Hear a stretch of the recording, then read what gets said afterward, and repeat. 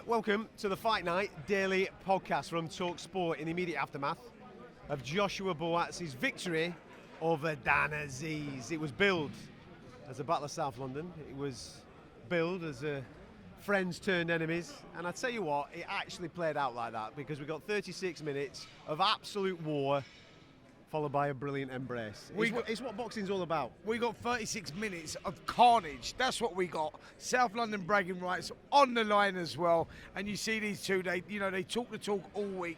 They said they were going to leave it all in the ring. They said what this meant to them. WBA final eliminator, British Commonwealth titles on the line. And you know what? Boy, they delivered. I mean, Joshua Buatsi, Dan Azeez, they played their part there. That 12th round was spectacular as well, but they played their part there in a British classic. I mean, that is what boxing's all about. And do you know what I loved about it more than anything, Adam? The little things that I noticed, I don't know if you saw this, the beginning of the 12th round, so they've gone out there, they've had, they've been to hell and back in those first 11 rounds. They go out there, and this is such a gladiatorial sport, and you just see them embrace each other, give each other a little kiss on the cheek and go, well done, mate, respect. And you just go, and then let's go again. And let's go again. And boy, did they go. That 12th round was sensational. Well, the fight, it was so competitive throughout the whole course of the fight, but let's be dead honest, early doors, the cream was rising with Joshua Buatsi. He established that jab, his counters were great, slick, cleaner, effective work was probably Joshua Buatsi's. That's not to say that Dan Azeez was not in every single one of the rounds. He was asking questions. I thought in the first 2 rounds he maybe struggled with the distance control and his timing. After that, he was in, he upped the pace a little bit, he got on the chest, started letting his hands go in the third. Middle rounds were Buatsi for me. Yeah. I don't know whether, obviously we've seen the scorecards at the end, and I can't really complain too much about those scorecards because we then get to that 11th round. Just before it, Azeez had turned the tide. He turned the momentum, and he started putting it on Buatsi, asking him questions, pushing him backwards. And you thought to yourself, hang on a minute, if he scores a knockdown now in the final 3 rounds, we could have a carnage on these scorecards at the back end. Well, we was in the corner, weren't we, where Dan Azeez was with Buddy McGirt, and we were there, and we were listening to the instructions of Buddy McGirt, and Buddy McGirt, I don't know the best way to put this, a polite way of putting it really, Buddy McGirt was going in there saying, you need to roll the dice, you need to throw your shit at him, you need to go all in, mate, kitchen sink as well. And that's exactly what he done. He boxed to instructions, he upped the game, and you're going, hold on a minute, he started to claw it back. Now it's Buatsi's asking himself questions. Now Buatsi, it went from the physicalities went out of the contest and it became a mental battle, a psychological battle. And just as he was turning the screw, like you say, the canvas was wet, and then there was a controversy over the knockdowns in round 11. And Adam, that could have turned it a little bit. I think it did. In many ways. I think it did. I thought the first one was a slip. It's unfortunate that it gets count, but you've got to go with what the referee adjudicates. And then obviously Dan Azeez has got to respond to that. He starts to chase the fight a little bit. I think the second one is legit. He does get clipped at the back end of the round. Then his legs do give way underneath the canvas again. But I think the second one is a legit one, and it does flip it. You've got a 10-7 there, obviously, in favour of Buatsi. Hence, that's why you end up getting really wide scorecards by the back end. But round number 12, Dan Azeez, he's got 3 minutes, man. Go and change the fight, and he has another go. He comes again and throws the kitchen sink at it again. One question for you. At the end. I know where you're going. At the end, let's be honest now. Buatsi's got him going, yeah? Does he take his foot off the gas and think to himself, not tonight? Mate, we're 20 seconds in, 20 seconds away from the final bell. Like you say, Azeez is trying to push. Buatsi ups the game like he does. And he hasn't got, he has him there, mate. Goes through the levels. He's on the end of the line. Pop, uppercut, pop, uppercuts. Boom, right hands going. Now all of a sudden you're going, oh my God, he's going to stop him. And then all of a sudden, shoom, he comes off. Now, did he gas himself? Maybe. I mean, it was hard in there. Maybe. It was very hot in there as well. Did he gas himself? Or did he just go, you know what? You deserve You're to a see gladiator, the bell, man. mate. You're a gladiator, and that's what he done. Whatever it was, because I'm looking at it going, it could have been either one of those. Yeah. It could have been the fact that he'd done that, or he could have just took his foot off the gas. I'm actually glad. I'm glad the way it ended. That's where I'm going with it, Ads. I am so glad the way it ended. Both guys deserve to see the final bell, and that's exactly what he got. We got a mini classic in there. That'll be a fight that will go down in many years to come. You'll remember that. Absolutely. In the build-up to this, we were talking about big ramifications for both lads. I'll come to Buatsi in a minute. Azeez, even in defeat, stock rises there. There's some sensational fights at British level that we'd love to see him in with.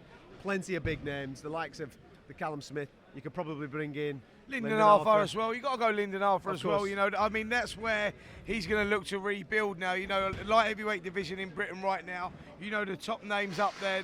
You know, it's a very sexy division. You know, but now you go right. Where does Joshua Buatsi go? Where does he go? Hold on a minute.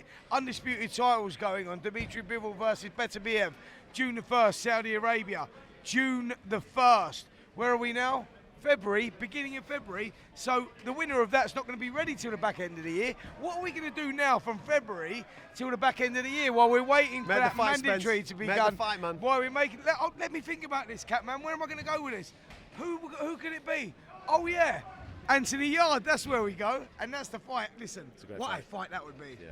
What a fight that would be. I think Buatsi has answered a lot of questions tonight. We knew he was slick. We knew he's got the pedigree from the Olympics. But when it was put on him, he answered. Yeah. That was my big question coming into this fight. Listen, when you turn professional, you had 12 fights in 25 months. It was fast. Then we've had this stagnant period where it's been this, that, and the other. I know we've had contractual issues with promoters and all this type of carry on, but we've only had 5 fights in that period of time. Tonight, I wanted to know, did he want to swim in deep waters? Yeah. He proved it. Absolutely, he proved he's ready to go swim in them deep waters, and he's got the class as well. Cream will always rise if the will is there, and Buatsi showed that tonight. Absolutely, totally. You know, he had to ask himself questions in there tonight, and I know this, you know what I mean? Like, there was times in that fight where you need to get a second win. You're looking for a second win. Dan Azeez sensor, he's pushing on, you know what I mean? He's driving because Dan knows what he lacks in the skill set. He's trying to make up for in the mindset. He's trying to push him, trying to take Buatsi to that place. But Buatsi answered all the questions. You're right, and that's what I say. And I think that we've seen that in recent times with Anthony Yard as well. You know, even though he lost, you know, going back to Kovalev, you go, that was inexperience, and he lost that. The fight he had won in the 8th round, and you know, and then he lost it, inexperience, he gassed himself. But then you fast forward again, and you look at the performance now against Beterbiev, when Beterbiev's just coming off that Callum Smith victory, and you go, he was asking himself questions there, Beterbiev, like that was a serious effort Yard put in there, and I think he's grown as a fighter. Yeah. Who wins now out of Anthony Yard and Joshua Buatsi? Because that is a tough call. It is a very tough call, but listen, Josh got whacked a couple of times tonight. I think Anthony Yard whacks a touch harder than Dan Azeez. Let's see it, man. Yeah. Let's see what that fight's all about, because again, it's an absolute blockbuster, and the winner of that absolutely deserves a shot at the winner of Beterbiev Bivol. There's no doubt in my mind about that. The other star of tonight, again in the light heavyweight division, there was a few on there. You had obviously European title fight with Adam Azeem. Could he rise to the occasion? Caroline Dubois was on there. We have Fran Hennessy coming through as well. And there was a bit of pressure on Ben Whittaker tonight. If we remember, in Bournemouth at the back end of last year, he got booed a touch, didn't he, because of the showboating. The showboating was there, but it was dimmed down, and the thing that was at the forefront was some real quality work. Mate, taking his man out in 6 rounds, sensational performance from Ben Whittaker tonight. It was a workmanlike performance, but with the showboating with the entertainment, What we've got to accept about Ben Whittaker, right, love or hate him, like this takes me back to, you know, the early 90s, mid-90s, when you look at a young Nassim Hamed coming through, and you go, you know what, people didn't like it then. They didn't accept it, the showboating, the spinning over the ropes, you know, the leopard skin shorts and all that, the swagger and the talk. But when you recognise he can actually fight, you just have to appreciate it, embrace it, and enjoy it. And I think that's what people done with Nassim Hamed, and I think he gets that recognition now. We've got a new Nassim Hamed, but he's a light heavyweight. What I'm saying is this kid is a showman. People loved it in there tonight. You've gone big. He's gone big. And I said to him, I interviewed him afterwards and went, look, mate, did you go a little bit too big sometimes? He went, that's what I do.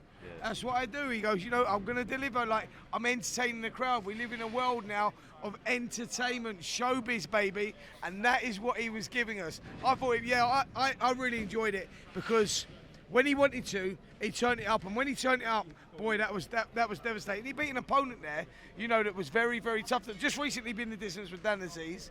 So, you know, you look at that and you go, he's a tough guy. Very tough guy, and I thought it was a great performance. Yeah, good performance from Ben. Going to be interested to see how they match him and where they put him next. A couple of fights that did get announced tonight. Heavyweights, we're finally seeing it. Fabio Woodley, Fraser Clark, good little knock. And we're also getting the Billum Smith and Riakpour fight world title should be an absolute cracker. Yeah, Bellew Smith react poor. I think that lands it at the Vitality Stadium. I think we see that April, May time at the Vitality. I know there was talk of Selhurst Park, but it won't go there. The Vitality Stadium, Bellew Smith's the champion. Chris told us tonight, listen, I'm home advantage, mate. That's where the fight goes. The last fight they had, 2019, went to split decision, React Paul's way. Tough fight. Can Bellew Smith turn it around? Another cracker, that is. Really looking forward to that one. And Fabio Wardley versus Fraser Clark. Fabio Wardley's proven. Yep. Nathan Gorman, he come through with flying colours. David Adelaide last time out, great performance. Fraser hasn't shown us that yet. It's been a little bit too one-pace. Olympian? Yeah, as a pro you're talking now, yeah, as a aren't pro. you? Okay. You know, he's been a little bit one-pace. Marius Wack, when we saw him there, thinking, right, come on, mate, let's pick it up, go through the gears now. And we haven't seen that yet from him. You haven't seen it. Well, listen, Fraser, you need to deliver now, mate. You need to up your game. You can't go through there like you can't go there, because Wardley, you know, he's proven at that level. It's a great fight. Looking forward to that one. Should be a good fight. Listen, all the fallout to everything that we've seen this evening and much more that has been happening in the world of boxing will be on talkSPORT throughout the course of the week. Make sure you're tuning into the talkSPORT breakfast show, 6 a.m. Monday morning. And obviously there'll be a little bit of boxing throughout the course of the week on White and Jordan as well. And don't forget to subscribe to the talkSPORT Boxing YouTube channel. We'll catch you next time.